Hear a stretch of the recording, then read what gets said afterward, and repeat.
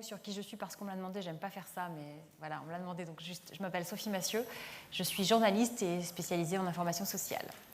Donc bienvenue à tous, merci d'avoir répondu à l'invitation de l'AGFIP, cette petite jeune par rapport à nombre d'entre nous, puisqu'elle nous a conviés à son 35e anniversaire, précisément au 35e anniversaire, vous le savez, de l'obligation d'emploi des travailleurs handicapés, qui donc a été adoptée le 10 juillet, on le fête avec quelques jours d'avance, j'espère qu'elle n'est pas superstitieuse et que ça lui portera bonheur.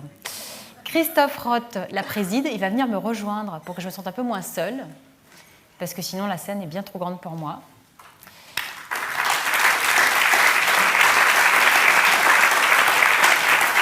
Et puis avec nous aussi trois administrateurs qui représentent chacun les trois collèges qui composent le système de gouvernance de l'AGFIP, salariés, associations et employeurs. Pascal Anglade, Sophie Crabette et Christian Ploton. Vous pouvez les applaudir aussi.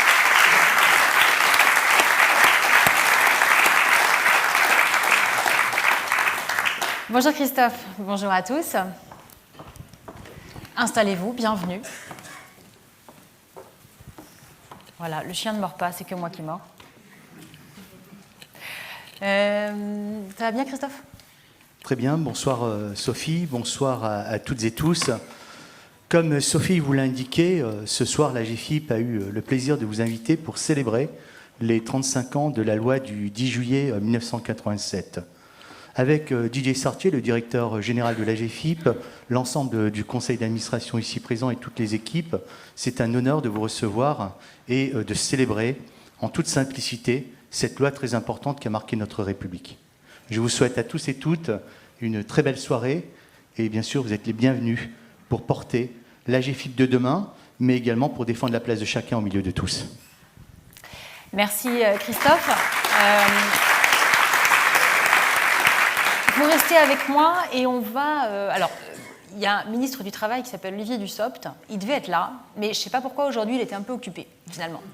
Déclaration de politique générale, tout ça, annonce, déconjugalisation de l'âge au passage. Bon.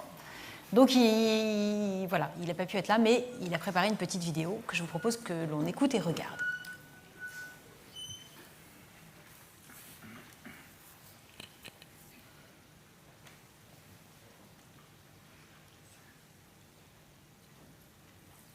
Bonjour à toutes et à tous. Les débats sur la déclaration de politique générale de la Première ministre à l'Assemblée et au Sénat font que je ne peux être physiquement parmi vous pour l'anniversaire de la loi de 1987. Cette loi qui pose le principe de l'obligation d'emploi des personnes en situation de handicap. Je le regrette, mais j'aurai plaisir à vous rencontrer de façon plus chaleureuse, je n'en doute pas, dans les semaines qui viennent. Comme vous le savez, le président de la République a tenu à ce que mon périmètre ministériel couvre le travail, le plein emploi et l'insertion. Plein emploi et insertion, les deux vont de pair. Pour atteindre le plein emploi, nous allons devoir poursuivre l'engagement qui est le nôtre depuis 5 ans. Cet engagement que vous partagez pour l'emploi des personnes handicapées. Nous allons continuer à proposer des solutions d'accompagnement pour toutes celles et ceux qui sont éloignés du marché du travail, du fait de difficultés particulières, qu'il s'agisse d'altération des fonctions ou d'un parcours de vie que l'on peut qualifier de cabossé. Je suis particulièrement attentif à la création des droits et d'abord au droit universel d'accéder à un emploi. Tout comme vous, je suis convaincu qu'exercer une activité professionnelle est une source d'émancipation et d'autonomie. Ces dernières années, la stratégie Osons l'emploi, le plan de relance, le pacte ambition pour l'insertion par l'activité économique, le plan CAP vers l'entreprise inclusive pour les entreprises adaptées, le plan de transformation des ESAT récemment, et l'ensemble des mesures qui ont été développées dans ces cadres sont autant d'avancées marquantes dans le secteur de l'inclusion des personnes. Nous avons un bilan, c'est la diminution constante du chômage des personnes handicapées depuis 2018 et l'augmentation des recrutements, notamment via l'apprentissage. Le nombre de demandeurs d'emploi handicapés n'a cessé de diminuer. Ainsi, entre mai 2018 et mai 2022, nous avons diminué de plus de 65 000 le nombre de personnes inscrites à Pôle emploi en catégorie A. Cette dynamique positive se retrouve également dans les chiffres de l'apprentissage. Entre 2019 et 2021, le nombre d'apprentis en situation de handicap a bondi de 79%, grâce aux mesures développées pour inciter et sécuriser les parcours en apprentissage des apprentis en situation de handicap, avec notamment l'instauration d'un référent handicap dans chaque CFA de droit commun. Le plan de France Relance a conforté cette tendance. J'en retiens 3 illustrations. Premièrement, l'aide dédiée au recrutement des salariés handicapés a généré plus de 29 000 recrutements, dont 65% en contrat à durée indéterminée. Ensuite, le nombre de personnes en situation de handicap psychique, accompagnées par les plateformes départementales emploi, a progressé de plus de 43% sur cette dernière année. Enfin, nous avons prolongé le dispositif d'aide en faveur de l'alternance jusqu'au 31 décembre 2022, et ce conformément à l'engagement de la Première ministre. Nous devons continuer à investir dans la formation tout au long de la vie professionnelle. L'apprentissage n'est pas soumis à la contrainte d'âge pour les apprentis handicapés. C'est donc non seulement un outil de formation initiale pour les jeunes, mais aussi un outil de reconversion professionnelle pour des adultes qui envisagent une seconde partie de carrière en raison d'un handicap qui survient brutalement ou qui s'aggrave. Ces résultats sont le signe que de plus en plus d'employeurs prennent conscience que l'engagement dans une politique handicap ambitieuse est un facteur de progrès, tant pour la performance de l'entreprise que pour les enjeux de qualité de vie au travail, de responsabilité sociétale des entreprises ou encore de marque employeur. Et pourtant, nous le savons, beaucoup reste à faire. 35 ans après la loi de 1987, les taux d'emploi plafonnent à moins de 4% dans le secteur privé et à un peu moins de 6% dans le secteur public. Deux enseignements doivent être, à mon sens, tirés face à ce constat. D'une part, la loi ne suffit pas. Il faut que les employeurs passent de l'obligation à l'envie. D'autre part, les dirigeants, les recruteurs, se sentent souvent démunis face à un sujet qu'ils ne savent pas toujours comment appréhender et que nous devons accompagner. Les difficultés que les entreprises rencontrent actuellement pour recruter constituent aussi une formidable opportunité. Les employeurs se tournent vers des publics qu'ils n'allaient pas chercher de façon spontanée auparavant. Ils s'ouvrent désormais à de nouvelles sources de talents. Il faut aussi profiter de ce contexte pour montrer que nul n'est inemployable. Dès lors qu'on met en place le bon accompagnement de la personne et de l'employeur. Changeons durablement le regard porté sur les compétences des personnes en situation de handicap. Tous ensemble, État, employeurs publics et privés, associations du médico-social, acteurs de l'emploi, partenaires sociaux et personnes en situation de handicap, nous devons le dire haut et fort, l'emploi des personnes en situation de handicap est souhaitable, il est possible et il est rendu plus facile quand on en parle. En ma qualité de ministre du Travail, du Plein Emploi et de l'Insertion, vous pourrez compter sur mon soutien plein et entier. La reprise de la croissance doit être inclusive et ne laisser personne sur le bord du chemin. À bientôt et bons travaux.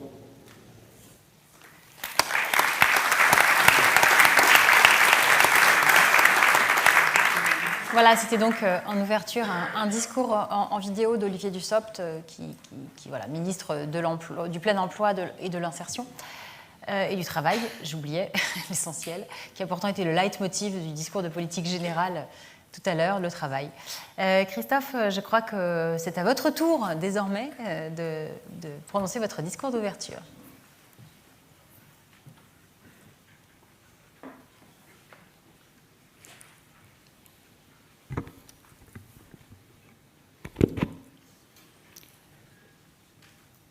Mesdames et messieurs les parlementaires, mesdames et messieurs les représentants des associations des personnes en situation de handicap, mesdames et messieurs les représentants des partenaires sociaux, patronaux et salariaux, mesdames et messieurs les représentants de l'État, mesdames et messieurs les membres du service public de l'emploi, mesdames et messieurs. Tout d'abord, merci d'avoir répondu à ce rendez-vous. Nous célébrons aujourd'hui un anniversaire, celui de la loi du 10 juillet 87. La loi a créé l'obligation d'emploi de travailleurs handicapés et l'AGEFIP pour animer l'ambition portée par ce texte, ouvrir l'emploi aux personnes en situation de handicap. Je vais vous épargner un bilan exhaustif des 35 années écoulées où vous avez toutes et tous contribué et vous poursuivez aujourd'hui cet engagement avec force. J'en profite pour saluer respectueusement la présence de mes prédécesseurs à la présidence de l'AGEFIP et de Patrick Goé, qui est peut-être à distance, qui a participé à l'élaboration de ce texte. Aujourd'hui, grâce à vos actions, l'emploi des personnes en situation de handicap est désormais reconnu comme une aspiration légitime, normale, non pas seulement par chacun d'entre nous réunis ici, mais par l'ensemble de la société. Il doit permettre à chacun, quelle que soit sa situation, quel que soit son handicap, de chercher à atteindre ses aspirations sans entrave de la société, mais au contraire, avec son appui. Permettre à chaque personne en situation de handicap qui le souhaite d'être en emploi est source de progrès social, mais aussi un facteur d'innovation pour la société et pour les entreprises. De très nombreux exemples le démontrent et chacun peut le constater au quotidien en observant son environnement. Par exemple, celui de l'accessibilité des lieux du travail. Ces aménagements initialement pensés pour les personnes en situation de handicap bénéficient tout au bien aux personnes âgées, à de jeunes parents équipés d'une poussette, et finalement à chacun d'entre nous, car nul n'est à l'abri d'un souci passager au niveau santé. Un deuxième exemple, peut-être moins connu, celui du facile à lire et à comprendre. C'est une technique de rédaction simplifiée destinée à faciliter l'accès à l'information des personnes déficientes intellectuelles. Elle est notamment utilisée dans les ESAT. On s'est très vite rendu compte qu'au-delà du public auquel il est initialement destiné, le facile à lire et à comprendre est aussi très utile pour les personnes 10, pour les personnes âgées présentant des problèmes cognitifs et plus largement encore pour des personnes ayant des difficultés de lecture ou de maîtrise de la langue française. Bien d'autres exemples viennent d'initiatives en lien avec les besoins des personnes en situation de handicap.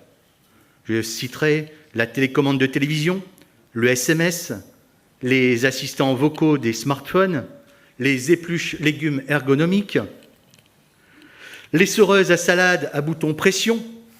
Il faut souligner que l'inverse est également vrai. Les progrès technologiques, le développement des outils numériques élargissent aujourd'hui de manière considérable le champ des possibles autour du handicap. Et dans l'entreprise, comment le handicap est-il facteur de progrès? Les entreprises qui s'engagent sur le terrain du handicap le constatent très vite. Les questions posées se superposent exactement avec la plupart des grands enjeux de ressources humaines. Nombre d'entreprises ont ainsi expérimenté que réduire le port de charge pour certaines et certains et l'appliquer à tous a permis de passer d'une mesure de compensation à une mesure d'amélioration des conditions de travail bénéfiques à tous. L'ouverture aux personnes handicapées conduit par exemple les entreprises à s'interroger sur leurs méthodes de recrutement, car les process standards fonctionnent moins bien avec des profils atypiques ou éloignés de l'emploi, qui caractérisent parfois les personnes handicapées.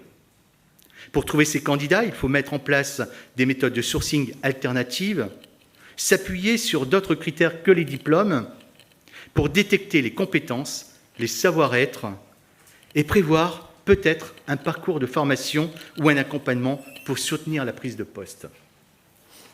Cela fonctionne très bien. Quand on sait gérer le handicap dans l'entreprise, cela facilite la gestion de toutes les diversités. L'ouverture aux différences, aux singularités, soutient l'agilité et la créativité des équipes et de l'entreprise.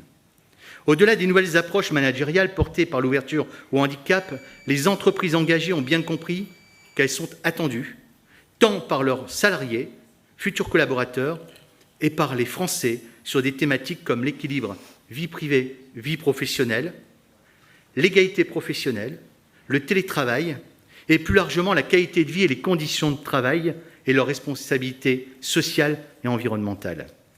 La crise sanitaire provoquée ces derniers temps par l'épidémie du Covid-19 a évidemment cristallisé les attentes autour de ces sujets et en a renforcé l'urgence. Avec la loi du 10 juillet 1987, puis avec celle de 2005, porteuse notamment d'un élargissement des types de handicap reconnus, la donne en matière d'inclusion professionnelle des personnes en situation de handicap a véritablement changé.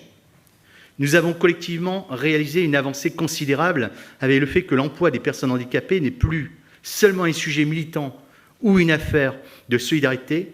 Au-delà de l'obligation légale, c'est devenu désormais une préoccupation pour l'ensemble de la collectivité et notamment pour les entreprises.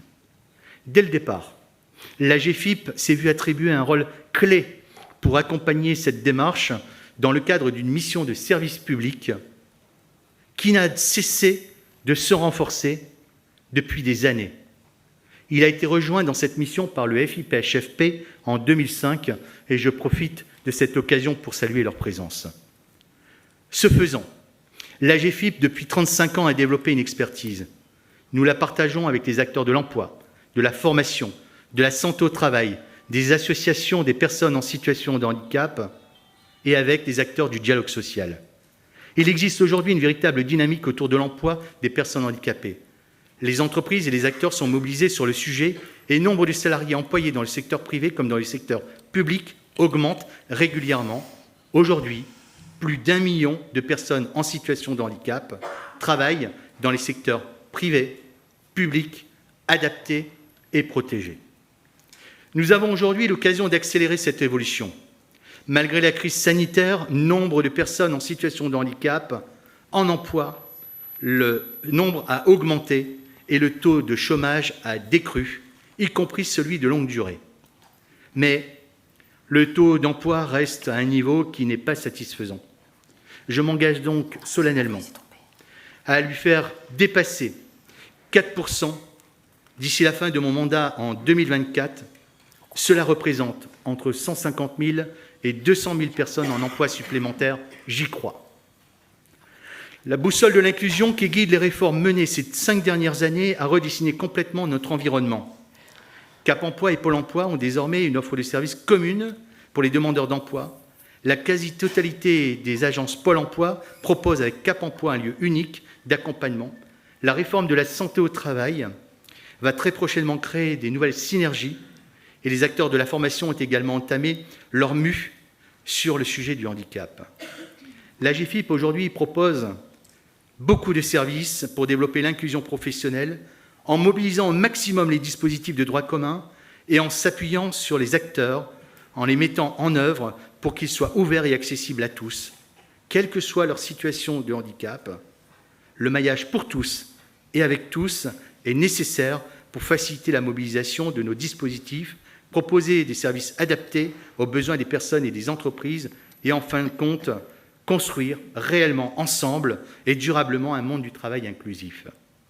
L'AGEFIP est ainsi aujourd'hui pleinement engagée dans ce processus de repositionnement, de rénovation, qui nous conduira à innover, à imaginer de nouveaux modes d'action et de compensation pour mieux répondre aux enjeux auxquels nous sommes ensemble confrontés.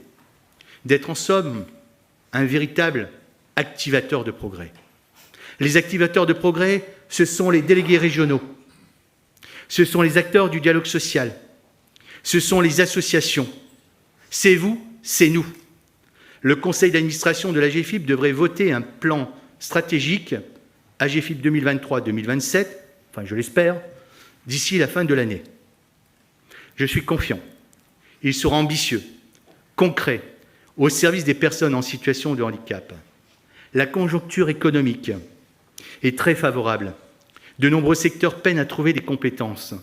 Nous devons saisir toutes les opportunités pour faire de cette période de crise protéiforme le terreau de notre action volontaire et concertée. Ensemble, employeurs, pouvoirs publics, acteurs de l'emploi, associations représentatives des personnes en situation de handicap, partenaires sociaux, nous pouvons construire un monde du travail inclusif, sans barrière pour les personnes en situation de handicap, sans discrimination et où les compétences sont réellement prises en compte. Pour que notre société ne se prive plus des talents des personnes handicapées, pour replacer le handicap dans l'ordinaire de l'existence humaine et rendre notre société plus juste, plus ouverte, plus solidaire, vous pouvez compter sur la constance de mon engagement à vos côtés. Pour conclure, en reprenant ce qu'a déclaré l'un des pères de la loi du 10 juillet 1987, M. Philippe Séguin, le 5 juillet 2005, lors de l'événement qui célébrait les 20 ans de la loi du 10 juillet 1987, disait, j'ouvre les guillemets, « Votre engagement aux côtés des personnes qui n'ont pas la chance d'entrer dans ces standards a quelque chose de vital et de salutaire. Et je suis convaincu que l'on peut juger une société à l'attention qu'elle porte aux personnes les plus vulnérables, aux moyens qu'elle déploie pour leur garantir une véritable égalité des chances et leur permettre de mener librement la vie qu'elles ont choisie. » Je ferme les guillemets. Ensemble, soyons activateurs de progrès. Je vous remercie.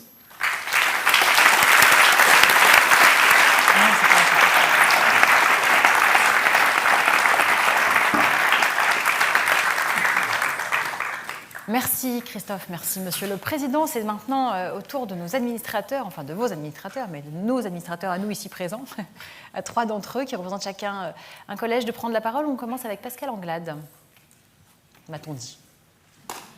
Vous ne voyez aucun choix de ma part. Merci. Donc, mon intervention sera la parole du collège salarié du conseil d'administration de l'AGEFIP. Mesdames et messieurs, C'est à partir de 1985 que des réflexions sont engagées entre organisations syndicales, patronales, CNCPH, associations de personnes handicapées sur l'évolution de la réglementation en vigueur. Ces travaux préparatoires aboutiront à un projet de loi, puis à la loi du 10 juillet 1987 qui nous réunit ce soir. Cette loi repose sur 3 piliers.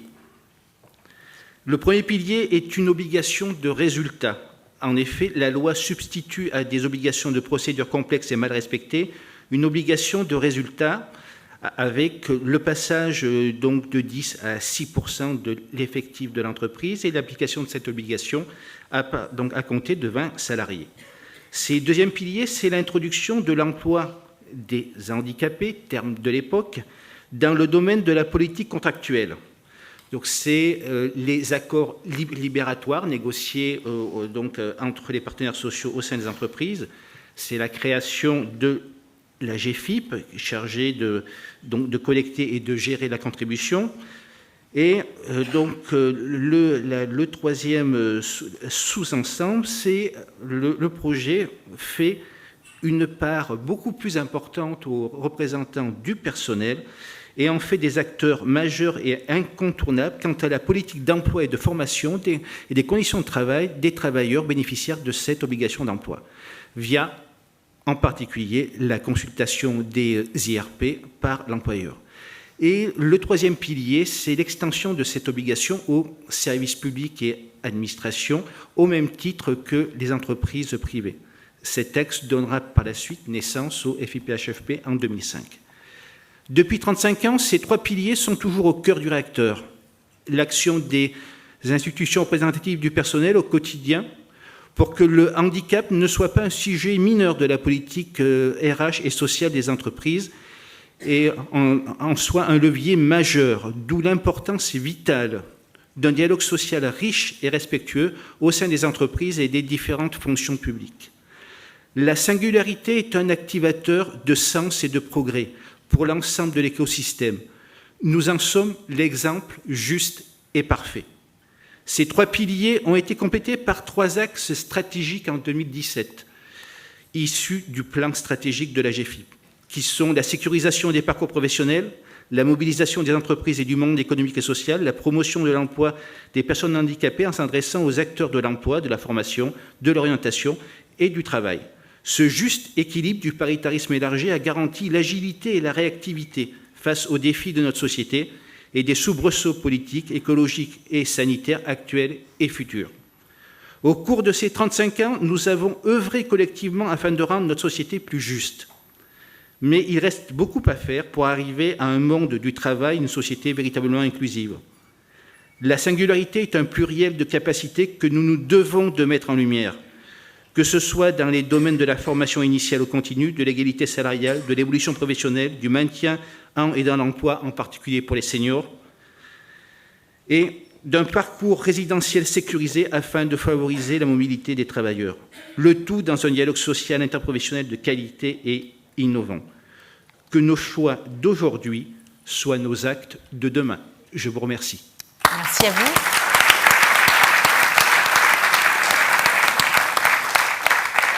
Sophie Crabette, je l'ai dit, vous représentez le collège associatif et c'est à vous que vient l'honneur de continuer ces présentations. Merci. Donc, bonjour à tous.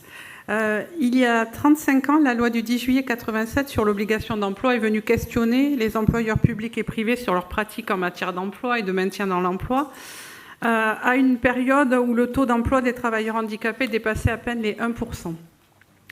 Cette obligation, assortie d'objectifs pour les employeurs publics et privés et de pénalités financières pour les employeurs privés, amène la création d'un fonds, la GFIP, novateur à double titre puisqu'il prend une forme associative avec une mission de service public et une gouvernance tripartite si chère à notre collège associatif que j'ai l'honneur de représenter aujourd'hui.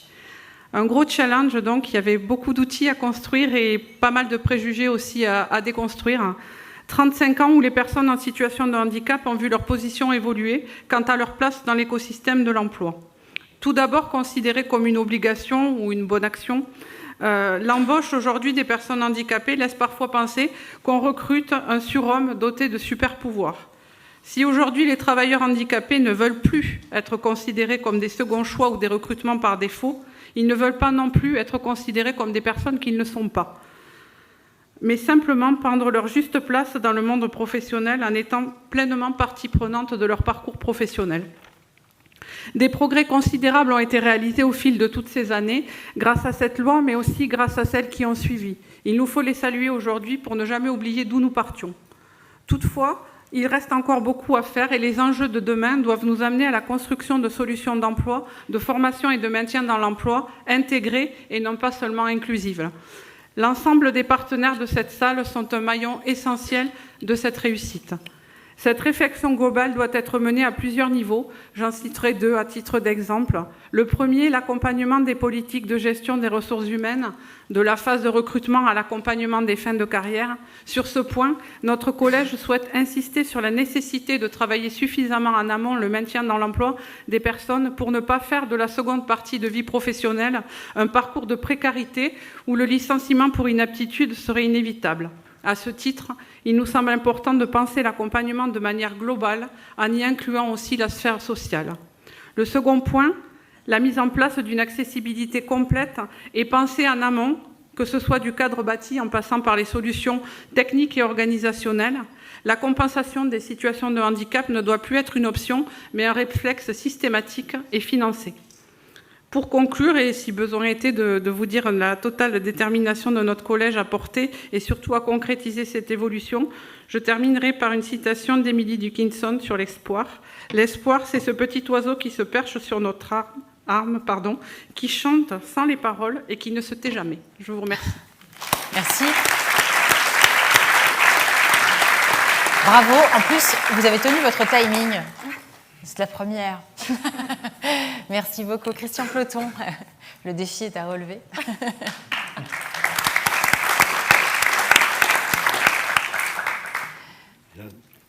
La loi du 10 juillet 1987, qui est allée, comme ça a été évoqué, de pair avec la création de la GFIP, a été une avancée majeure pour l'insertion professionnelle des personnes handicapées, en renforçant en particulier l'implication des entreprises et des pouvoirs publics sur le sujet.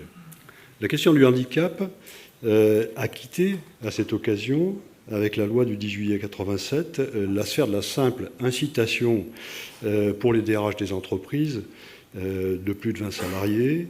Le quota de 10% d'emploi obligatoire, ça a été évoqué précédemment, de mutilés de guerre a été supprimé, tandis que le pourcentage de 3% de travailleurs handicapés a été relevé à 6%.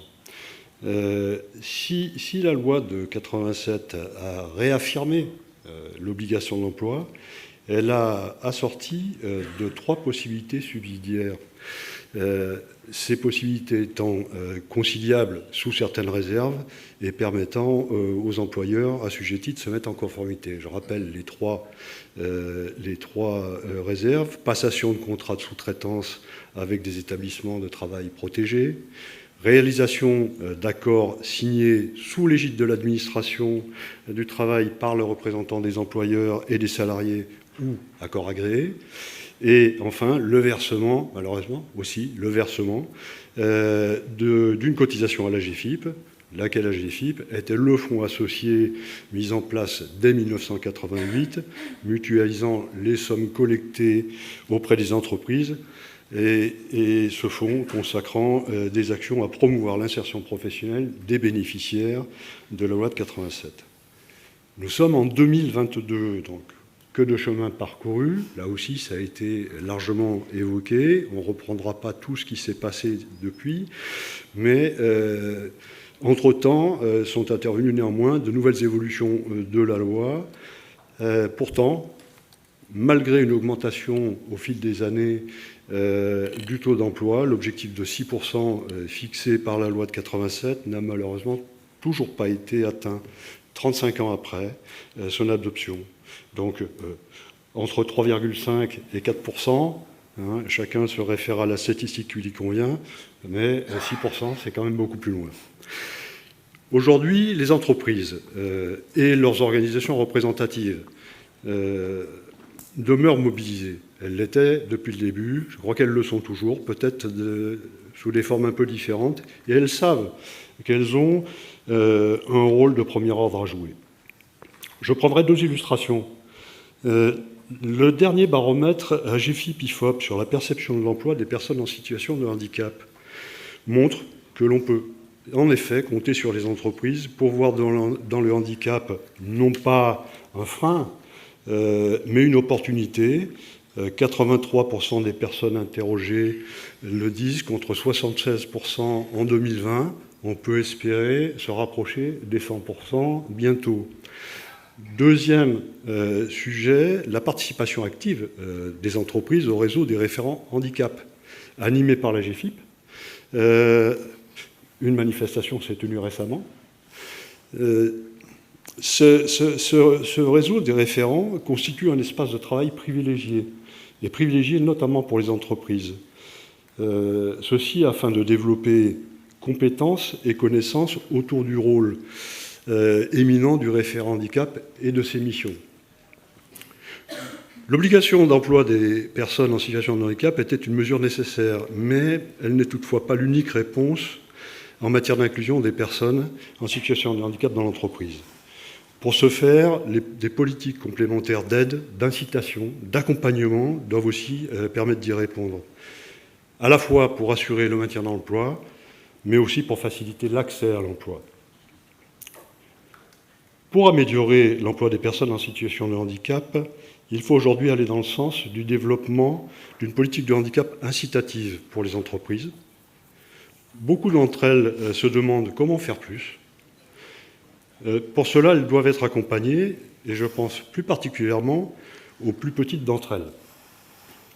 Par ailleurs, il y a un enjeu majeur sur le développement, sur le développement des compétences des actifs en situation de handicap. Nous devons donner la priorité au renforcement et à la valorisation de ces compétences des travailleurs handicapés. Et enfin, pour être bref, je conclurai en rappelant que les entreprises sont des lieux privilégiés d'incitation. Les employeurs continueront, notamment avec le soutien de l'AGFIP, à impulser une vraie dynamique en faveur de l'insertion professionnelle et du maintien des personnes en situation de handicap. Merci.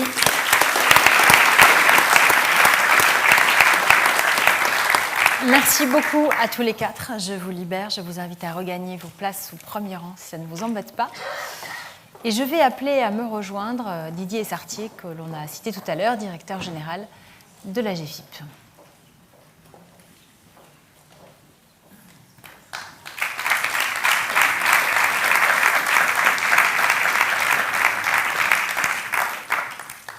Voilà, vous arrivez sous les applaudissements en guest star. Bravo. Bienvenue. Et en plus, vous avez droit à un câlin canin. Je suis désolée, pardon. C'est pas pour ça que vous êtes venu, même si je pense que vous en êtes ravis. Vous êtes venu pour nous présenter un nouveau spot de campagne de la GFIP. Est-ce que vous pouvez nous en dire un petit peu plus ? Oui, on va vous présenter en avant-première le prochain spot de campagne qui passera à la télévision pendant la semaine européenne de l'emploi des personnes handicapées du 14 au 20 novembre prochain, et qui sera aussi d'ailleurs décliné tous les jours sous une forme radio qui permet finalement de remettre en visibilité un peu différemment de l'an dernier finalement les personnes en situation de handicap, de finalement montrer notre conviction à tous que l'emploi des personnes en situation de handicap fait faire des progrès et est normal à travers ce spot que je vous propose de découvrir. C'est cette conviction que ça fait des progrès, parce que ça oblige à travailler sur le management, ça oblige à travailler différemment, ça oblige aussi à construire et à déconstruire, pour reprendre ce qui a été dit tout à l'heure par Sophie Crabette.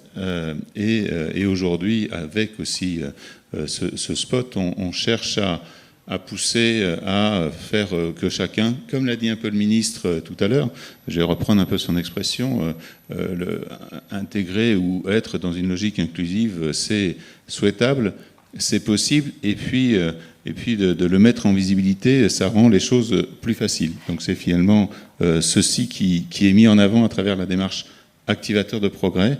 On a déjà plus de 4200 entreprises pour la prochaine semaine qui se sont inscrites. C'est plus de 3 millions de salariés derrière, même plus de 3,3 millions de salariés, et qui permet à chacun de montrer son engagement et de porter cette démarche inclusive. Et puis cette campagne, elle a 3 visages qu'on va aussi vous présenter.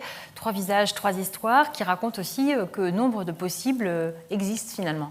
Oui, vous allez avoir la présentation du parcours de Ada, du parcours de Martin et de François-Yves, qui tous les 3 sont des parcours différents, des parcours de vie différents, des compétences différentes, mais à la fois c'est des compétences et des gens tout à fait normaux, à nouveau, je me permets de le redire, qui aujourd'hui sont en emploi et montrent la diversité des emplois et des parcours possibles, et qui, toutes les personnes aussi, c'est des parcours de vie, et donc c'est des parcours de vie qui sont l'acquisition de savoir, qui sont aussi des plus pour les entreprises.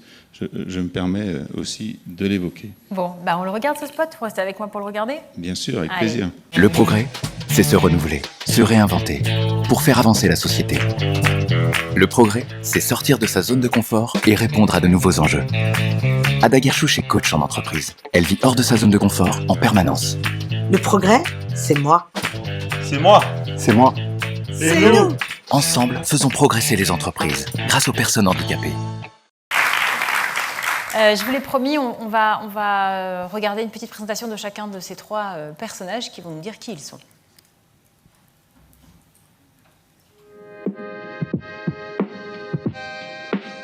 Je m'appelle Ada Guerchouch, j'ai 56 ans. Je suis coach. Ce qui me passionne dans la vie, c'est de me connecter à la lumière des gens et de leur montrer qu'ils sont capables de faire des choses.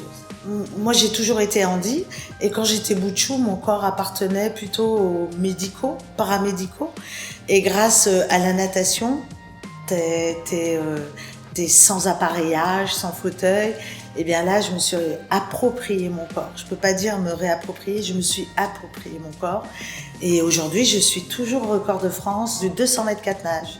Tu vois, au jeu, quand j'ai été en équipe de France et quand j'ai côtoyé l'élite mondiale des athlètes paralympiques, eh bien, ça m'a inspirée. Et alors, j'ai utilisé le sport pour pouvoir, accompagner les personnes et leur dire que c'était possible. Et ensuite, je suis partie dans d'autres formations. Voilà, ça fait plus de 10 ans que je me forme, et aujourd'hui, pour pouvoir donner aux personnes. Alors là, je vais parler du public, des travailleurs handicapés que j'accompagne. Je parle de clés, mais c'est vraiment ça, le lien entre qui j'étais et qui je veux devenir. J'ai rencontré des entreprises ouvertes d'esprit, et souvent ce sont des entreprises qui ont rejoint le mouvement des activateurs de progrès. C'était évident.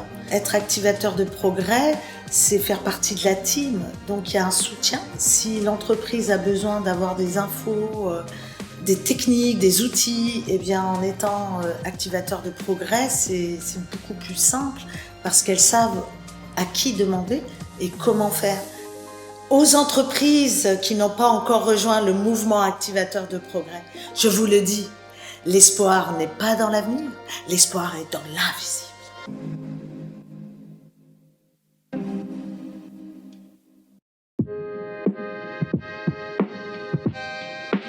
Je m'appelle François-Yves Guichet, j'ai 45 ans, j'habite à Cazouldéro, un petit village entre Montpellier et Béziers. Je travaille à Lidl. Lidl, c'est une chaîne de supermarchés.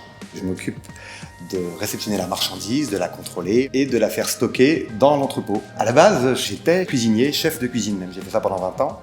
J'ai eu, dans un concours de circonstances, la main écrasée par une porte métallique. J'ai eu plusieurs opérations successives pour me réparer mes doigts, qui devaient être coupés au début, et finalement non. Ils ont réussi à me les sauver. Si je te le dis pas, tu vois pas, quoi. Je comprends rapidement que je pourrais plus être cuisinier, mais je mets plus de temps pour l'accepter. Et un jour, je suis appelé par Handiwork, qui fait le lien en fait entre les travailleurs handicapés et les sociétés. Donc ça va faire 2 ans que je suis à Lidl et je ne pensais pas y passer autant de temps.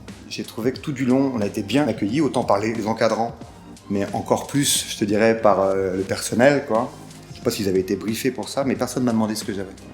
Ça m'aurait pas gêné en soi, mais finalement avec le recul, c'est plutôt sympa de pas être catalogué, tu vois. Ils m'ont un peu testé quand même. Ils ont essayé de m'envoyer là, et je le fais pour vous montrer. Mais attention, Quand ça me fait mal, je suis de mauvaise humeur. Je peux avoir des gros problèmes de douleur liés au froid.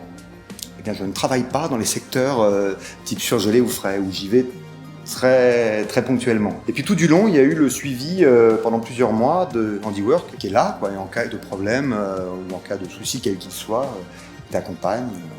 L'évolution en tant que cadre ou manager, je ne sais pas, j'y ai pas trop pensé. On verra comment ça se passe dans les années à venir. En fait, c'est un boulot très très intense. Je ne vois pas passer mes journées. Je suis sur des horaires du matin, je fais 5h, 13h. Ça me permet d'avoir une activité professionnelle et une activité privée, les deux bien complémentaires.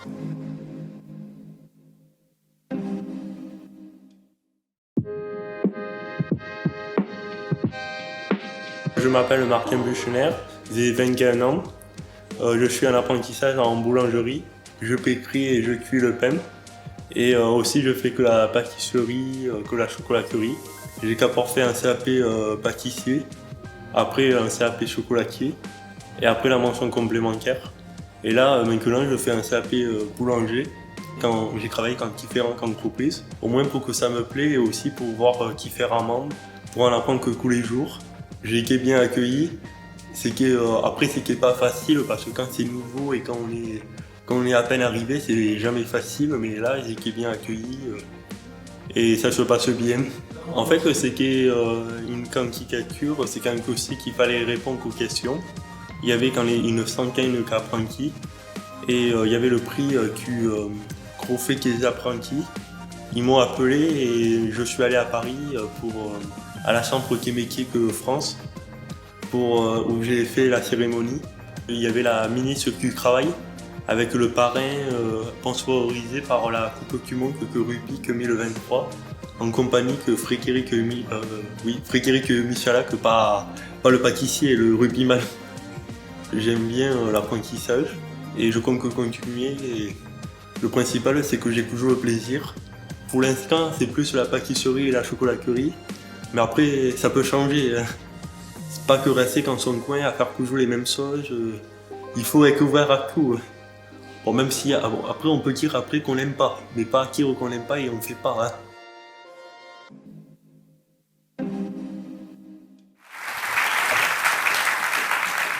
Ça donne faim, non? Oui, ça donne envie de continuer avec d'autres. Voilà.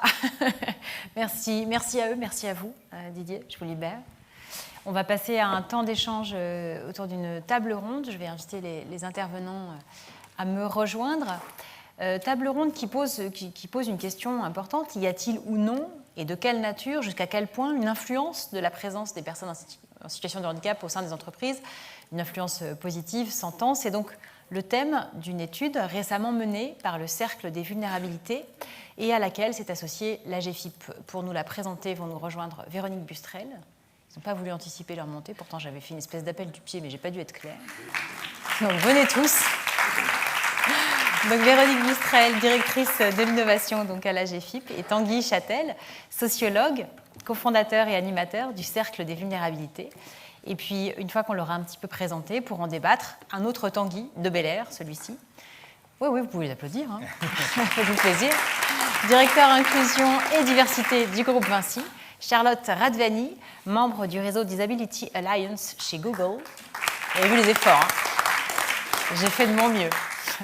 Et Jérémy Soutz, qui bataille pour reprendre la route, il vous expliquera. Et il roule déjà. Installez-vous tous, voilà, soyez les bienvenus. Merci à tous d'être là. Véronique, on va commencer avec vous. Pourquoi l'AGEFIP a-t-elle choisi d'apporter son soutien à cette étude ? Alors, pour plusieurs raisons. Bonsoir tout le monde d'abord. Bonsoir à toutes et tous. Et puis, pour reprendre votre question, en effet, l'AGEFIP s'est joint à ces travaux lancés et initiés par le Cercle des vulnérabilités dans sa réflexion dès 2019. L'AGEFIP s'est positionnée sur ce sujet, tout d'abord parce que dans le cadre de son plan stratégique 2017, elle avait au cœur de sa réflexion la nécessité de travailler finalement à alimenter le débat public, à alimenter la réflexion de toutes et tous, des employeurs, des personnes en situation de handicap et puis de l'écosystème en général, des acteurs de la société, en alimentant ce débat à partir d'un certain nombre de données, de documentation. Et c'est la raison pour laquelle on a travaillé au cours des dernières années à nourrir et renforcer un observatoire de l'AGEFIP qui vise à justement donner à lire et à connaître finalement des situations de handicap et à mieux connaître finalement les questions d'intégration, d'insertion et d'inclusion des personnes en situation de handicap en milieu ordinaire de travail, plus précisément pour ce qui nous concerne dans le secteur privé, mais de donner à lire et à connaître. Oui, c'est aussi l'idée de passer d'une forme de conviction à une volonté d'objectivation, poser les choses. Sophie, on ne me vole pas mes phrases. C'est au fond pour nous une certitude, c'est qu'il nous fallait en effet, parce qu'on est convaincus bien évidemment, sinon, enfin moi j'ai envie de dire, je ne travaillerai pas à l'AGEFIP et nombre d'entre nous, mes collaborateurs et mes collègues, la direction générale, enfin tout le monde, le conseil d'administration, on ne serait pas là si on n'était pas convaincus que l'emploi des personnes en situation de handicap, c'était possible. Le président tout à l'heure a dit, je crois, le propos, il a dit que nul n'était inemployable. Je crois que c'est une conviction profonde qu'on a tous chevillée au corps. Et c'est parce qu'on pense tous que nul n'est inemployable et qu'il faut mettre finalement toutes les mesures, tous les moyens, toutes les conditions qui permettent l'emploi, qu'on s'engage. Mais cette conviction, elle ne suffit pas. Et elle ne suffit pas à convaincre les autres, finalement, uniquement par notre bonne parole, notre bonne volonté, et puis finalement notre bonne foi que c'est possible. Et donc, on a choisi d'accompagner le Cercle dans cette réflexion. Alors, pas tout seul, hein, on est allé avec Andy M et AG2R La Mondiale pour soutenir cette étude, avec l'ambition d'aller chercher quelque chose qui était assez au cœur de beaucoup de questions, qui était de dire finalement, est-ce que finalement la performance dans l'entreprise, puisque c'est quand même un sujet très important pour l'entreprise quand même, sa performance, est-ce qu'elle est touchée, impactée? Est-ce qu'elle est finalement impactée en négatif, en neutre, en positif? Est-ce qu'il y a un effet positif de l'emploi des personnes en situation de handicap? On a souvent des sondages, alors on pense qu'on veut des sondages, ça nous permet d'avoir une illustration, mais parfois c'est bien d'aller au-delà des sondages. Et cette enquête nous l'a permis. Et justement, quelle habile transition. Merci Véronique, on croirait même qu'on a préparé, dis donc. Petite présentation, peut-être d'abord un petit point méthodologique avec vous, Tanguy, pour situer la façon dont vous avez travaillé. D'abord et avant tout. Merci, bonjour à tous et à toutes. Effectivement, rappelez que l'AGEFIP est membre du Cercle Vulnérabilité et Société, que c'est un groupe de réflexion qui essaye de démontrer concrètement comment les différentes formes de vulnérabilité sont une richesse et une source d'innovation. Donc on était évidemment complètement en phase. Le travail du Cercle avait commencé en 2019, c'est une création récente, le Cercle c'est 2018, et en 2019 on avait déjà remis à Sophie Cluzel une note sur emploi-handicap dans lequel on soulignait l'absence d'études permettant d'objectiver l'impact sur la performance des entreprises, et donc finalement ça nuisait à l'argumentaire, ce déficit d'études. Et donc, à la suite de ça, encouragé par la ministre, on a mis en place cette étude. Alors, comment est-ce qu'on a procédé? On a fait d'abord une revue de littérature internationale. On a été identifié 143 études publiées au niveau international et qui traitent de ce sujet-là. Et c'est tombé au moment où France Stratégie, avec l'AGEFIP, publiait aussi un document sur l'impact sur la performance économique et financière. Et donc, nous avons réorienter nos travaux pour qu'ils soient complémentaires, pour les axer davantage autour de la performance organisationnelle et sociale, voire sociétale. Et donc ça permettait, ces deux documents mis bout à bout, de couvrir l'ensemble du champ de la performance des entreprises. Ensuite, comment on a procédé? On a noté les limites des publications existantes au niveau international, ce qui nous a donné envie d'aller investiguer ça à travers une enquête davantage qualitative. Donc, on a été ciblé deux panels. Un panel d'une population de référence conforme aux critères de l'INSEE, donc beaucoup des petites entreprises, pour les interroger sur leur perception de la question du handicap dans leur tissu professionnel et sur l'impact sur la performance. Et on a doublé cette enquête sur cette population de référence avec une enquête spécifique sur des branches, 5 branches, Et on a au total 666 entreprises et environ 300 dirigeants d'entreprises et 400 managers qui ont répondu. Ça permet de tirer des enseignements tout de même relativement conséquents, on va dire. Quelles sont les principales surprises peut-être que vous avez eues et quelles sont au contraire les choses qui vous ont semblé être une espèce de confirmation d'une intuition de départ peut-être? Alors, parmi les confirmations, je vous réserve la surprise pour un tout petit peu après, parmi les confirmations, le sujet du handicap est un sujet admis, c'est un sujet reconnu en tant que tel, et donc il y a une forme de légitimation de ce sujet, sauf que on constate que le passage à l'acte ne se fait pas dans les mêmes proportions. Donc ça confirme des choses qui ont déjà été soulignées ici. Parmi les étonnements, l'enquête de France Stratégie ne permettait pas d'établir une corrélation avec la performance économique et financière. Pourquoi ? Parce que le sujet du handicap est très souvent dilué dans l'ensemble de la masse des travailleurs. Et donc, pour le dire comme ça, autrement, il faudrait que les travailleurs en situation de handicap soient extraordinairement performants pour faire bouger considérablement la performance des organisations. Mais en revanche, ce qu'on peut noter, c'est qu'elle ne la détériore pas, et donc là, on rejoint notre travail qui a mis en évidence, au contraire, qu'il y avait un effet positif. Alors comment est-ce qu'on a été le mesurer ? On a été demandé, je vous passe les détails méthodologiques, mais les documents seront téléchargeables, on a été demandé à des gens qui travaillent avec des personnes en situation de handicap d'évaluer sur un certain nombre de critères l'impact sur la performance organisationnelle et sociale autour du taux d'absentéisme, de la cohésion, de la qualité des services produits, par exemple, de la capacité d'innovation.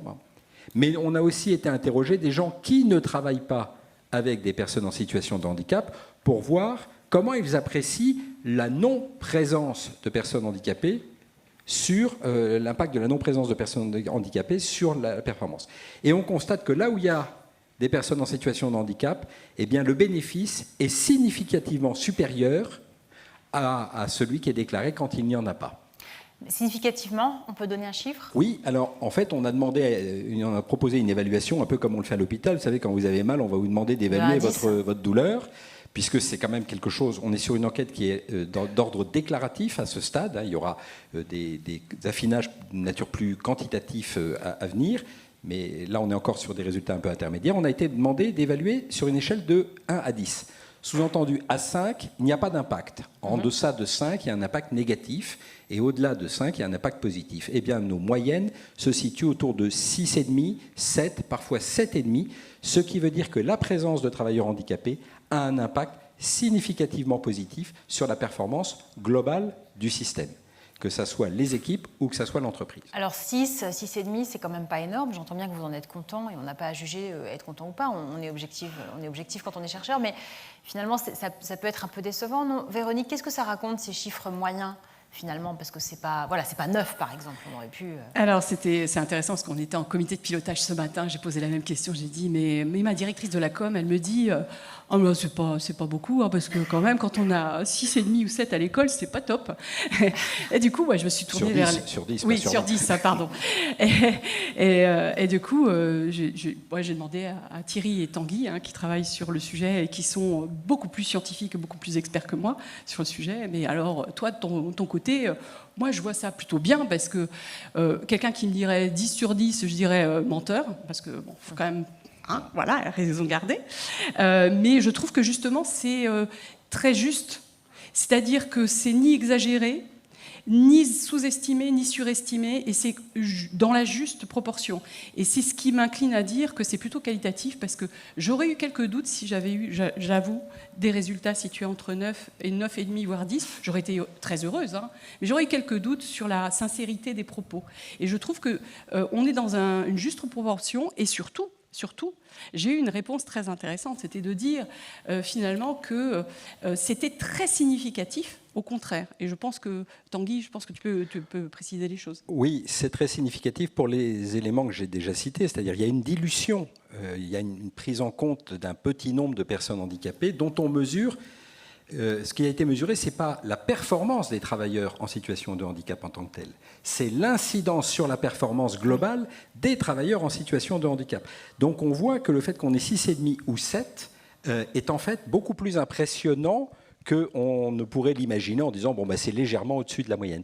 Ça veut dire qu'un petit nombre d'individus sont capables de faire bouger la performance. Alors, ce n'est pas la performance économique et financière, je l'ai dit, parce que là, France Stratégie n'a pas établi de corrélation, mais c'est de la performance autour de la cohésion des équipes, autour de la réduction du taux d'absentéisme, par exemple, autour de la qualité des produits manufacturés par l'entreprise, autour de la gestion des aléas. Et en fait, la présence d'une personne handicapée finit par rejaillir sur l'ensemble du collectif de travail dans une perception globalement positive. Donc on est en fait très satisfait de ces chiffres-là. Et peut-être juste, Sophie, dire que c'est aussi significatif par rapport aux entreprises où il n'y en a pas. Et ça, c'est aussi un écart très important. Oui, on a vraiment de l'ordre de 30% d'appréciation supplémentaire de bonification quand il y a, en termes d'appréciation de la performance, des personnes en situation de handicap ou quand il n'y en a pas. Comment on peut être sûr qu'il n'y a pas une part de bien-pensance dans les réponses? Alors, d'abord parce que les questionnaires étaient anonymes. Donc ça permet déjà d'avoir ce biais-là. Sans doute, il y a une part de bien-pensance parce que le sujet, naturellement, nous invite à avoir une forme de tolérance. Mais on a constaté que les dirigeants ont une appréciation plus positive que les managers. Ils sont dans une impulsion d'entreprise où ils ont envie, globalement, que leur entreprise embraye sur ce sujet-là. Les managers, eux, ont répondu de manière un peu plus circonspecte parce qu'ils sont au contact et parce que c'est eux qui sont confrontés à la nécessité de s'ajuster et de travailler au quotidien. Mais les deux, globalement, ont vraiment des appréciations positives. On a regardé le taux de réponse inférieur à 5 couvre à peine 20% des répondants. Donc 80% des répondants ont répondu 5 et plus, ce qui nous amène à ces moyennes de 6,5 ou 7. Merci. Alors, Tanguy de Belair, chez Vinci, vous les aimez tellement, vos personnes en situation de handicap, que vous faites tout pour les garder. Une fois que vous les avez attrapés, vous les lâchez surtout pas. Et ça vous a même valu un prix activateur de progrès, dont on a déjà parlé tout à l'heure, enfin du prix, pas de ce que vous avez fait. Prix activateur de progrès que vous avez eu pour un dispositif qui s'appelle Tragéo. Est-ce que vous pouvez nous expliquer de quoi il retourne? Parce que ça laisserait supposer que si vous voulez absolument garder vos personnes en situation de handicap, c'est probablement qu'elles sont utiles à votre performance. Sans ça... Merci, les entreprises Sophie. n'étant pas philanthropes. Les entreprises n'étant pas philanthropes, effectivement, c'est clé et c'est un engagement ancien chez Vinci de maintenir, et plus que de maintenir, d'épanouir les personnes en situation de handicap dans les carrières qui sont offertes dans les milieux ordinaires de nos activités, qui ne sont pas celles auxquelles on penserait de prime abord. On est dans la construction, on est sur des chantiers, on est dans des aéroports, on est sur des autoroutes, on est sur des voies ferrées. Donc oui, il y a une petite difficulté à s'imaginer, à se projeter dans ces activités très, très physiques. Et Tragéo, ça a été pour nous la réponse à une situation qu'on ne pouvait plus supporter, qui était de dire on ne peut pas utiliser autant ce droit qui nous est pourtant ouvert du licenciement pour inaptitude. Il doit y avoir autre chose que le recours à ce que nous ouvre le droit. C'est de là qu'est née la réflexion de comment on fait pour trouver autre chose, pour penser autrement, pour ne pas simplement recourir à cette facilité légale. Et donc on a créé Tragéo en 2008, on l'a testé en région Rhône-Alpes, et depuis 2014, Tragéo couvre la totalité du territoire métropolitain français. Ce sont 20 personnes qui, à temps plein, s'occupent de tous les salariés de Vinci qui rencontrent une situation handicapante. Qu'elle soit permanente, définitive, évolutive, temporaire, visible, invisible, physique, psychique, on ne trie pas les handicaps, je dirais. Et l'attention, c'est le milieu ordinaire de nos activités. On a 100 000 personnes en France, 240 000 dans le monde. Il doit y avoir des métiers qui sont attirants pour les personnes qui rencontrent des situations de handicap. Donc pour être concret et terre à terre, en gros, le principe, c'est une espèce de cabinet de reclassement interne. C'est exactement ça, avec une ambition forte de dire, parce qu'on va parler de performance, que Tragéo ne sort pas du collectif la personne qui vit la situation handicapante. Tragéo facilite les relations et la recherche de solutions entre la personne qui vit la situation handicapante, ses managers et le département RH dont elle dépend. Pourquoi ? Parce que l'objectif est de trouver une solution satisfaisante pour l'entreprise d'un point de vue purement économique, pour la personne, pour garantir son autonomie et la durabilité de son employabilité, mais aussi pour le manager dans son exercice managérial. C'est important et ça a de la valeur de se dire qu'on a trouvé une solution, qu'on a fait partie de la solution. Pour des RH, c'est valorisant de se dire qu'on a fait autre chose que de mettre à disposition un arsenal législatif et réglementaire très touffu et très efficace, mais qui reste déshumanisé, qui reste un arsenal juridique. Donc vraiment, c'est ça, c'est la facilitation.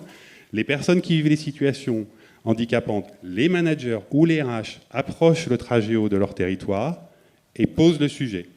J'ai une personne en situation de handicap, je suis en situation de handicap, et Tragéo facilite, ingénie, trouve les solutions et les remet à ces 3 personnes qui a choisi celle qui convient le mieux.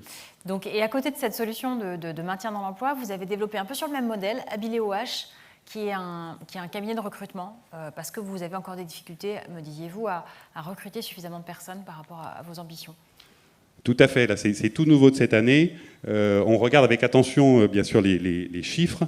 En France, donc 100 000 personnes, on est à un taux de 3,3%. Donc on a à peu près un peu plus de 3000 personnes en situation de handicap qui travaillent dans les entreprises de Vinci en France. On regarde également le nombre de personnes qu'on recrute en situation de handicap. Hélas, on est ennuyé par une chose, c'est pas tellement que le nombre est peu satisfaisant, c'est qu'il n'évolue pas depuis les 5 dernières années. Et donc on se dit qu'il faut qu'on renforce la capacité de recruter. Et la capacité de recruter, c'est la capacité de proposer des jobs et d'attirer les candidates et candidats, puisqu'on vit avec ce stéréotype qu'on aurait des métiers inaccessibles aux personnes en situation de handicap. Donc on a créé Abiléo, c'est un cabinet de recrutement interne à Vinci. Les entreprises de Vinci déposent leurs offres d'emploi chez Abiléo, qui va chercher les personnes qui répondent aux exigences des postes et qui ont en plus une singularité d'avoir un handicap. Et ça marche ? Et alors, on a lancé en janvier, c'est le début. C'est un peu compliqué, mais est-ce qu'il y a un petit frémissement ? Oui, il y a plus qu'un frémissement. D'abord, j'ai voulu, pour Abiléo, que les personnes, les recruteurs et les recruteuses qui travaillent chez Abiléo soient elles-mêmes des personnes en situation de handicap. Donc, on a eu la première personne, nous a rejoint le 10 janvier. Et elle a déjà une 40aine de mandats, elle a une 60aine de profils, donc en externe, hein, on est dans le recrutement, ce n'est pas d'organisation de mobilité interne, on va les chercher, on va les enthousiasmer, on va leur dire « oui, candidatez chez nous, on sait faire » et on entendra quels sont vos souhaits de carrière. On ne vous garera pas sur tel ou tel métier. Il n'y a pas chez Vinci de métier interdit aux personnes en situation de handicap. On va tout faire pour mettre en œuvre ce que vous souhaitez. Donc ça sert le travail d'un recruteur Abiléo, c'est de dire ça aux candidates et aux candidats. Et la deuxième partie du travail, c'est de dire aux recruteurs chez nous, handicap n'égale pas forcément problème. On sait faire, on a parlé aux candidates, on sait quels sont les besoins d'adaptation ou pas pour l'exercice des missions pour lesquelles ils candidatent, on s'en occupe. Et si la personne est retenue, est interviewée, en plus on peut dire à nos recruteurs, si c'est cette personne que vous choisissez, vous savez qu'elle va bénéficier de Tragéo. Donc de bout en bout, c'est pas le handicap qui est accompagné, c'est la personne, c'est ses recruteurs, c'est ses managers existants et futurs. Et c'est comme ça qu'on réussit à structurer une employabilité durable, l'autonomie des choix et l'égalité à choisir une carrière au même rang et au même titre, avec les mêmes avantages et les mêmes inconvénients parfois que toute personne qui ait un handicap ou non chez nous. Alors, des personnes qui cherchent un emploi ou qui cherchent à le retrouver après des accidents de parcours et qui sont très enthousiastes, ça ne manque pas. On en a une personne ou un homme parmi nous. Jérémy Soutz, votre parcours illustre que bien des choses sont possibles. Donc, vous étiez conducteur de poids lourd. Un accident vous a changé un petit peu votre trajectoire.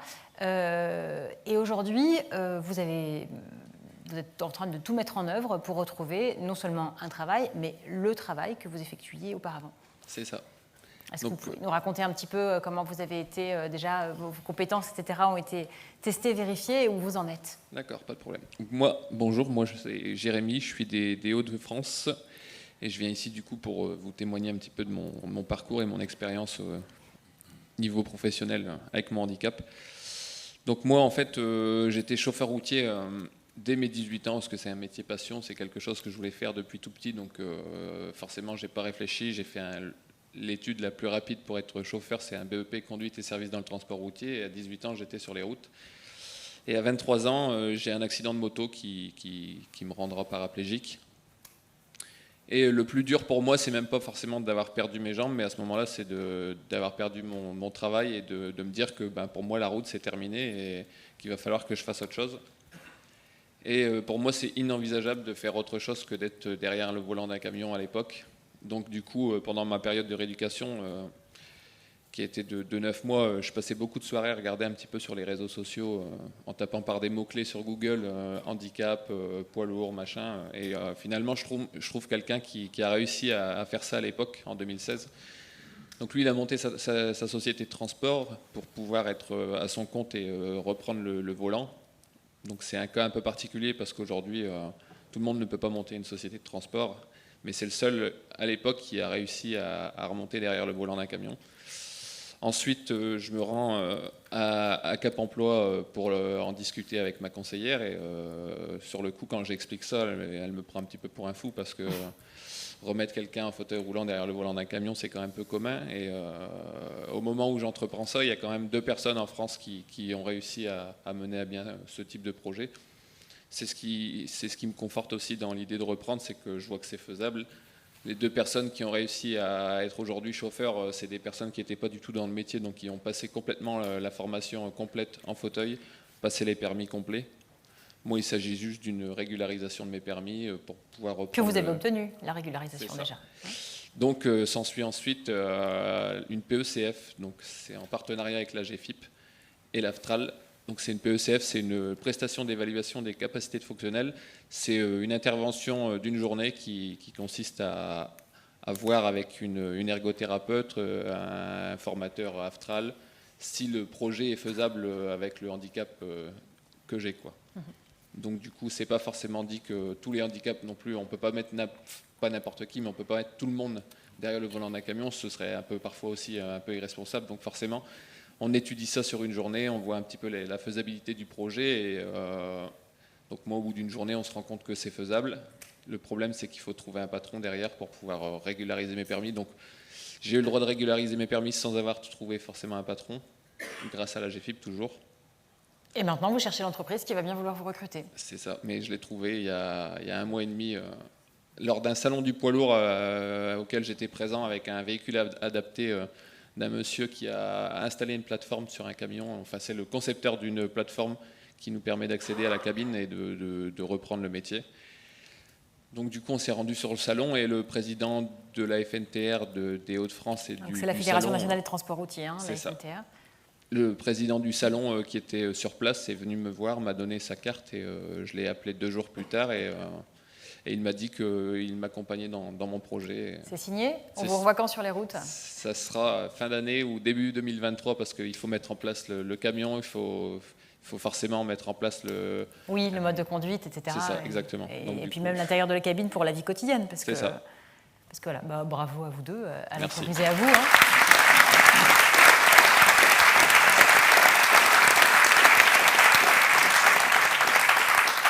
Comme quoi, la ténacité et l'obstination peut expliquer peut-être une part de la performance dont on parlait tout à l'heure. Le lien entre les équipes, l'importance de leur diversité, c'est un petit peu ce qu'incarnent les ERG, donc chez vous, Employee Resource Groups. Ce sont des rassemblements de salariés volontaires, Charlotte, qui travaillent ensemble, une thématique. Vous êtes impliqué chez Google, donc dans celui qui travaille les questions d'accessibilité. Alors c'est quelque chose que donc vous faites en plus de votre fonction centrale, qui est elle, qui tourne autour des relations institutionnelles. Alors concrètement, un ERG, ça sert à quoi? Ça fait quoi? Merci beaucoup Sophie, bonjour à toutes et tous. Effectivement, ERG, c'est donc Employee Resource Group. Il y en a une quinzaine à ce stade chez Google. Et en fait, c'est un regroupement de salariés, un réseau de salariés qui choisissent de s'associer pour porter une thématique dans l'entreprise qui leur tient à cœur. Donc on a des ERG Women at Google, on a Pride at Google et on a effectivement la Disability Alliance, qui vise à sensibiliser les collaborateurs de Google sur ces sujets-là, la direction aussi évidemment et à l'impliquer, et puis à travailler aussi en externe avec des associations. Donc le concret, c'est d'essayer d'impliquer aussi les équipes qui ne sont pas forcément à vos côtés, j'imagine, parce que si vous ne vous parlez qu'entre convaincus finalement, ça ne sert à rien. C'est ça. Non, l'idée, c'est vraiment d'embarquer tout le monde. Il y a des temps forts dédiés tout au long de l'année. Il y a notamment une Accessibility Week. Et donc, il y a des conférences qui sont organisées sur le sujet, des démonstrations produits, etc. Et en fait, je dirais que c'est une initiative qui vient de la base et qui permet d'aiguiller l'entreprise sur ces sujets-là. Après, il est évidemment nécessaire que d'autres équipes s'emparent du sujet, et c'est le cas à l'image des RH. On a aussi évidemment des référentes handicap, etc. Mais voilà, disons que c'est un point de vue d'employés sur ces problématiques-là et qui vont sensibiliser les managers et le reste des collaborateurs, qui donnent par exemple leur point de vue sur des formations liées au handicap à destination des managers, et voilà, qui permettent de faire des retours sur ces thématiques. Oui, et puis c'est un enjeu d'autant plus important qu'on parlait tout à l'heure des métiers du numérique, des métiers en tension, etc. L'accessibilité numérique, c'est un gros enjeu qui n'est pas si bien traité que ça par les uns et par les autres encore, dont on parle, mais dont les résultats ne sont pas toujours, on va dire, très concrets, tangibles pour les utilisateurs de lecteurs d'écran, par exemple. Et pour que l'accessibilité soit finalement bien prise en compte, vous me disiez, il faut aussi que les gens qui conçoivent les produits représentent la diversité de la société. Effectivement, ce qu'on se disait, c'était que c'était une banalité, mais que ça allait mieux en le lisant. Effectivement, on vise à concevoir, à développer des produits qui s'adressent à tous, qui soient accessibles à tous. Et nécessairement, qui dit diversité d'utilisateurs, dit aussi diversité des équipes qui les conçoivent. Donc, c'est vraiment une approche qui est portée au sein de l'entreprise. Et alors, vous parliez de partenariats extérieurs. Qu'est-ce qui vous apporte? Qu'est-ce que vous leur apportez? L'entreprise sort de sa coquille? Effectivement, il y a des partenariats extérieurs, il y a différentes initiatives.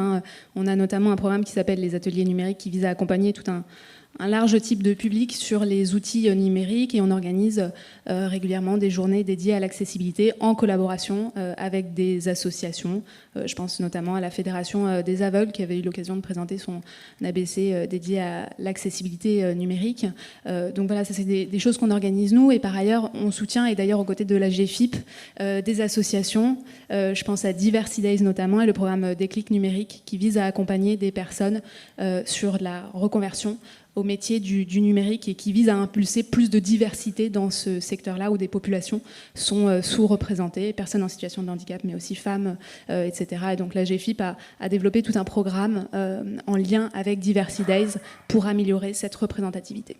Et est-ce qu'on sent des effets concrets dans les entreprises, dans vos services, dans votre entreprise et dans vos services? Est-ce que vous avez le sentiment qu'au fil des années, les choses évoluent, le regard change? Alors, oui, c'est très large comme question, mais je reprendrai une approche produit où pour le coup les points de vue divers sont largement valorisés. Je pense à des choses en lien avec l'accessibilité qu'on développe, notamment le projet Euphonia, où c'est l'un de nos ingénieurs, Dimitri Kanievski, qui est sourd depuis l'enfance, qui a travaillé sur de la reconnaissance vocale, y compris pour des voix plus singulières. Et en fait, lui a entraîné un algorithme avec sa voix, et c'est parti de sa voix, et en fait ça s'est étendu à un large champ d'utilisateurs, et chacun aujourd'hui peut participer à entraîner l'algorithme à reconnaître sa voix, et c'est disponible aujourd'hui en français. Merci beaucoup à tous pour tous ces éléments. Peut-être une petite réaction à ce que vous avez entendu, Véronique, peut-être de ces témoignages d'entreprise. Est-ce que ça vous inspire des idées d'action pour la GFIP de demain ou... Ça nous a inspiré, vous l'avez entendu à travers les témoignages de Jérémy, de Charlotte et de Tanguy.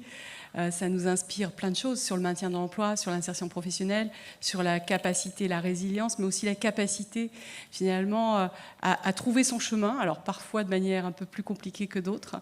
Mais il me semble que ce qui nous importe en l'espèce, je le disais tout à l'heure, c'est comment mieux documenter à travers des publications, des ressources, etc., mais aussi, et par-delà, de l'action.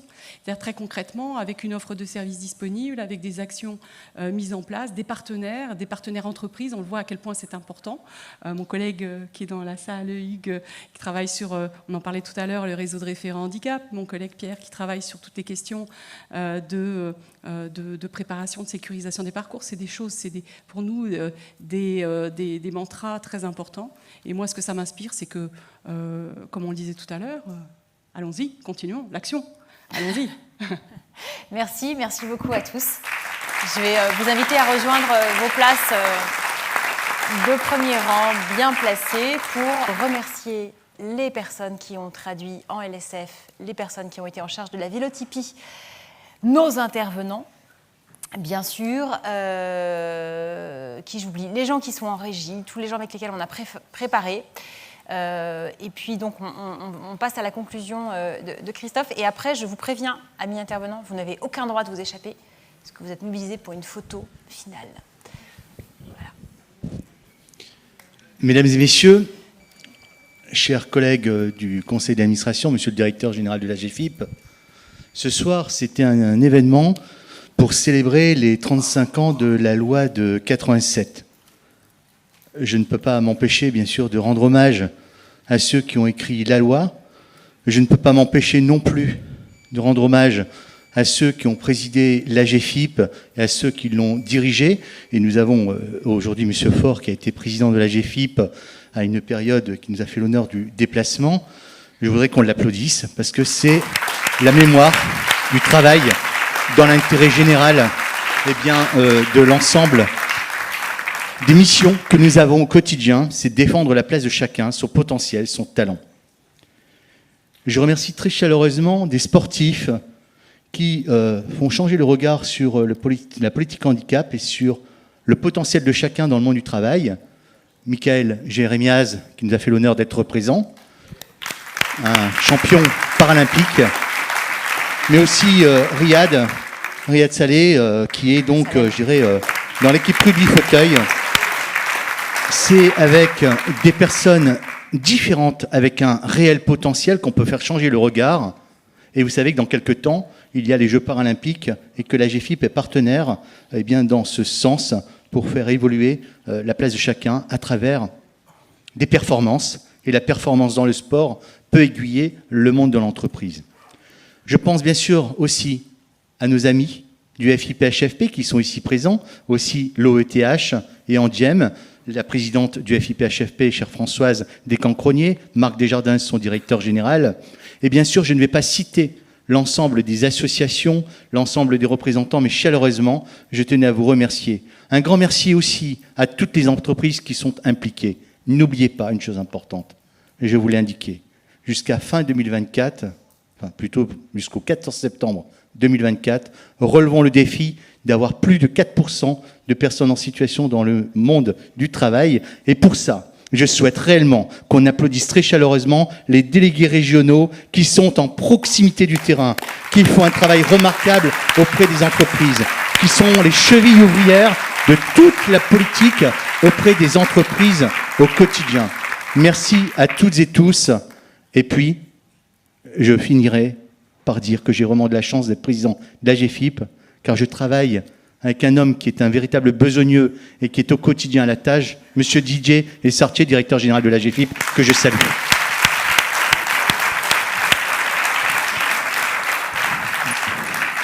Je remercie bien sûr l'ensemble des participants à distance.